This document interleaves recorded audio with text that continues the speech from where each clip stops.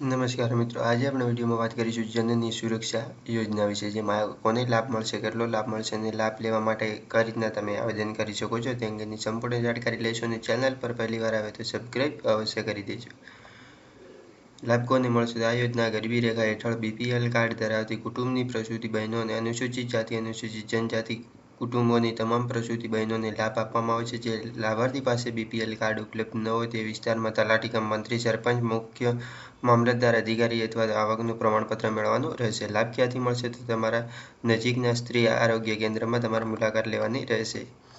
યોજનાનો લાભ મેળવવા માટે પદ્ધતિમાં તો આ યોજના હેઠળ અંતર્ગત સહાય માટે સ્ત્રી આરોગ્ય કાર્યકર પાસે ફોર્મ ભરવાનું રહેશે અને બીપીએલ કાર્ડ હોવાનો પુરાવો, આવકનો પુરાવો તમારે આપવાનો રહેશે. યોજના અંતર્ગત સહાય અને લાભ, જેમાં લાભાર્થીને 700 રૂપિયા અને ગ્રામ્ય વિસ્તાર માટે 600 રૂપિયા, શહેરી વિસ્તારમાં પોષણયુક્ત ખોરાક, પ્રસૂતિ સમયે થતો દવાનો ખર્ચ અને અન્ય કોઈ ખર્ચને પહોંચી વળવા માટે સંગર્ભાવસ્થામાં છેલ્લા 3 મહિનાની સમયગાળામાં બેંક ખાતામાં ચૂકવવામાં આવી શકે છે. તો બસ મિત્રો, આ વિડીયોમાં આટલું જ. ધન્યવાદ.